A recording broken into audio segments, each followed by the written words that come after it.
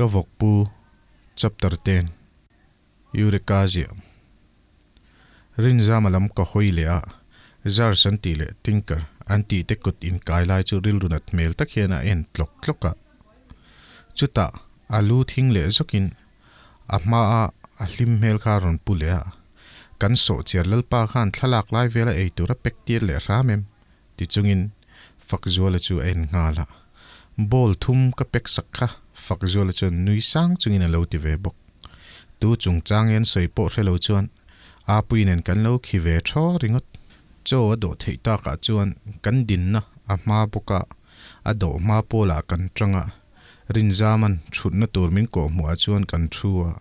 kan tho puitenen kan ei khoma min la fiam zuk hlom le ngal a pui wang vek ani la chu nui chungin ka ti pal alo tiliam ve puat mei boxia huat dona huat chi ni chi boxi lo huat lo dona ngei om rutlat boxi ang hian a om thiam reu tlata kang ngei ani an siam tuin a sahang te chu an tui mai khopa rinain pa lira u sa chu ka ei tui phian kan vok pu hian voka duat mel sia a vok sa hi a ei vengem le kan ei kham nu chuan rinza maten bin mu man lavin tho pui te po betraman lovin ka motor omna lam chu ka panding ngala ka scooty ka la chuak che tia chuan nunglama tanga ka tingkar ronti tu chu ka en ngalwat mei che samkir bim te khan trap chungin min ron tlan pel chi boka anin ti thiam lo satlia nga in tlan san mei kan tum chu rin zaman min ron tlan pel vele a thian te tlan na lama chuna tlan ve ngal boka a pui mi hok dak turulu tuk tak mai hian a kalsan phal le don lo ti ka re chiang lau ang nge ngoi rengin a zui ve boka chutia ka thian nu ber tlan ve tak sia chuan keipon zui ve in enge thleng ti hriat ka chak thar ve ta riau le ngala kon chaka wedding set a chuan kan mi te chuan lo thu khom thapa ting kari chu trap chungin zar sa oma chuan a bei le a rin zama hreom ti mel chu ka mu mai hau lo le ngal an bula chuan ka han chho ve a tholop hlop chung hian a pui chuan thil thalo thlenga omem ni zo big po nei lo chuan a tia tu ma la chuan chan tin an lo tin lo nge ni mi pa pahnih chuan ting kari trap chuan thlem ta dei a pui nen chuan ril hai takin kan let le ta na ringat an chung ko boina nge nianga anin kar boina jok ti tu a pui min biak na po chu ngai sak lo chuan rin zaman ting kari amel dan le zar sanena nom dun mu fe omati zia ringot chu kalo ngai tu adaya riat pui min ngai sak ta che kat tuk khuma min beng nok chung hena ron tilia kat tuk khum tuai vutin mi buaina in rol lawang ting kalo chang ve top alunga oile don lo ti chu ka ria ma se reve tura min dua min sil ve te ni lo chuan tu nuna ma hian in rol boi ka tum lo hrim khatiangan boi chunga anom khom le vek thei tho ni chuan an ni ho in kar chu ni lo topang a pui bok chuna ron ti le awa han ve yom tlak tak ka soi boi pui ve pe talowa zars le tinker an ti tero samkir kha arin zuina rei ve tongem le taka samkiri kha usang te ka zenan ti takasin usang te nu thi nu khan ain mu chuak che ni ome voin khan an soya atile siama chu ngan soi lai po chu ka lo re ve le mi la ka zenan lo ni wang ni don chu an hoi herin ang ka lo ti em ni a pui ti chung chuan kan scooty om na chu kan thleng ta de ra ti lai po ngai sak lo chuan ka tlan chu san ngala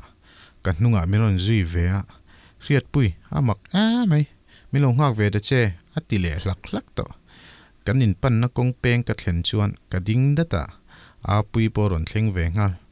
tlai lo tu ro ti chungin kong chung lama chuan tlan zuya keipo kanin lampanin kong noi lama chuan ka tlan ve ta in ka thlen chuan kong ka lo in kal thap kanu cha bida la ngalin ka hong hala sazulian pui aron tlan chuak no ka au thata ka ke dinglam ka thing ngal tor me ama sa zu om ngai leilo nga tinge tu na takan ron om chiam le chung ko member dang kan ma mobile to lo sin ti chung chuan in chunga ka luta duat lai thom po lo om lo kanu na ruai le to ani ringin karuma ka chho ngala ka in thlak lai chuan ka phone ron ral rala din puya chu ni in kala ngala limpui te ina choa e tur thurun soin zana por ya le ngal tur thurun soya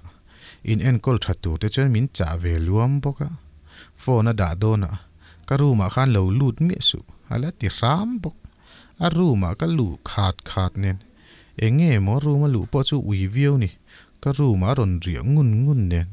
kol kan da nu chuan ka in thak chun zom le a dar thalanga ka in en lai chuan karum kong ka in honga tang chuan din puya room lam pana phe fu ka mua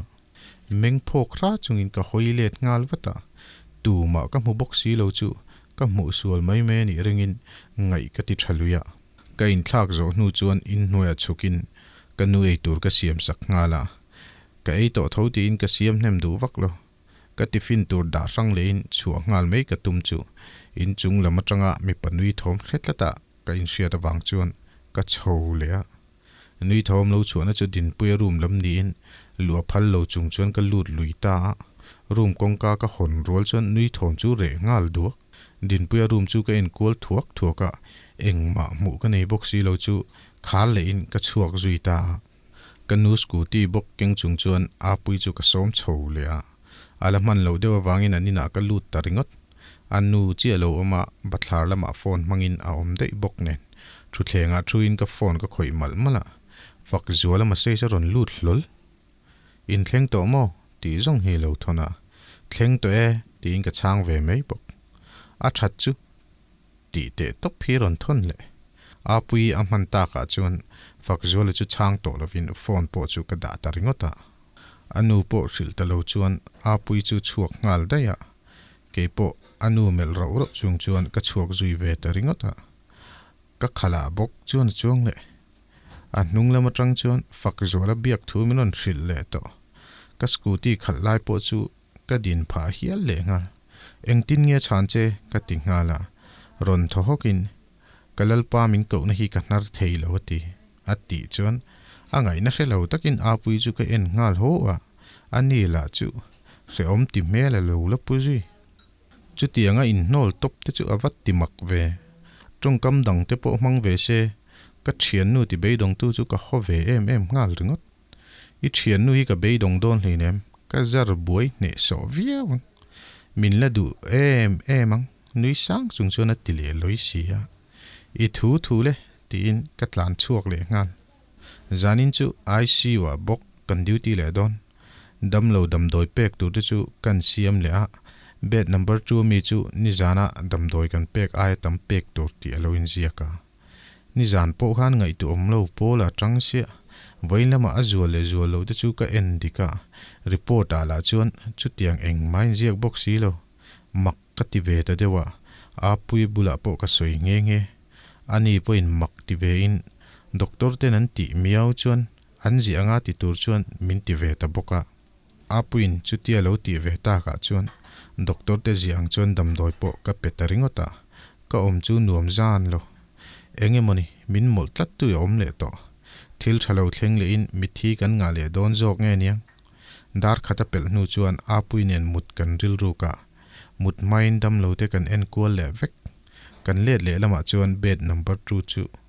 a infusion pam ria dik loron om tachi a mai man mo takin kan boi pui nga la